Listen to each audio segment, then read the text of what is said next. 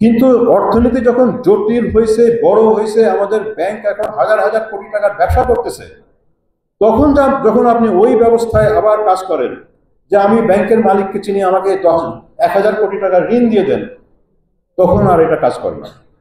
তখন আপনার পুরো অর্থনৈতিক কোলাপসের দিকে চলে আসছে।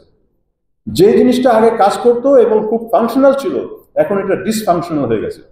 ঠিক যেমন আমাদের ট্রাফিক আর কাজ করে না, আমাদের ব্যাংকিং ব্যবস্থা কাজ করে না, আমাদের বাজার প্রতিযোগিতা কাজ করে না, আমাদের ইম্পোর্ট এক্সপোর্ট কাজ করে না, ওভার ইনভয়েসিং এর টাকা সব চলে যাচ্ছে, হুন্ডিতে টাকা সব চলে যাচ্ছে, ব্যাংকগুলো সব ধসে পড়ছে। কারণ যারা ক্ষমতাশীল তারা সব এই ইনফর্মাল নেটওয়ার্ক গুলো বানায় রাখছে, যেগুলো একসময় ইনফর্মাল নেটওয়ার্ক গুলো কাজ করতো, এখন সেগুলো আমাদের শত্রু হয়ে গেছে।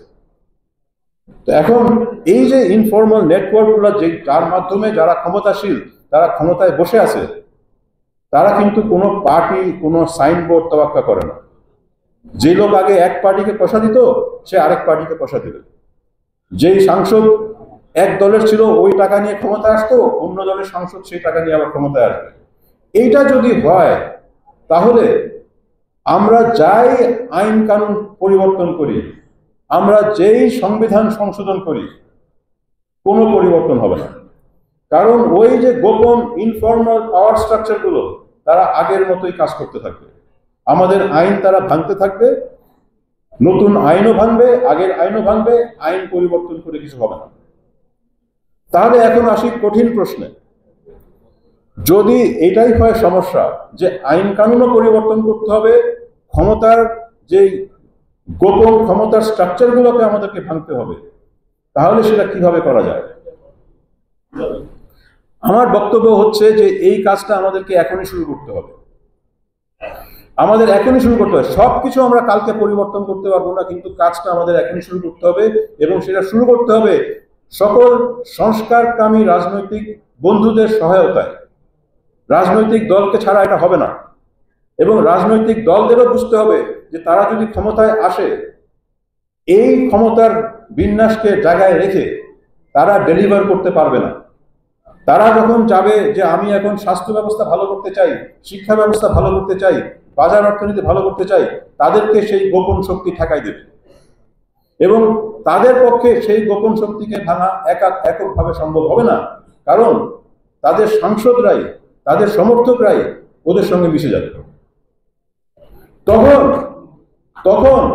যখন তারা আর সেটা ডেলিভার করতে পারবে না মানুষকে, যে আমরা শিক্ষা ব্যবস্থা ভালো করতে পারছি না, আমরা স্বাস্থ্য ব্যবস্থা ভালো করতে পারছি না, আমরা বাজারে প্রতিযোগিতা আনতে পারছি না, আমাদের ব্যাংকে চুরি থামাতে পারছি না, তখন তাদেরকেই কিন্তু জনগণ আর ক্ষমা করবে না। অর্থাৎ ঐক্য এখন সবার স্বার্থে। যারা সংস্কারকামী জনগণ, সংস্কারকামী রাজনৈতিক দল, সংস্কারকামী সবাই বুদ্ধিজীবী, আমাদের ঐক্যের বাইরে কোনো জায়গা নাই এখন। কারণ ওই ট্রাফিক জ্যাম থেকে আমাদেরকে বের হয়ে আসতে হবে। আমরা একটা ট্রাফিক জ্যামে পড়ে গেছি। এই ট্রাফিক জ্যাম আগে ছিল না, এখন হয়ে গেছে। এবং এখানে ওই আগের ব্যবস্থায় যে নির্বাচন করে, ভাই 2006 সালে তো ফ্যাসিবাদ ছিল না, 2006 সালে ফেরত যাই। আমাদের 2006 সালে ফেরত যাওয়ার কোনো জায়গা নেই।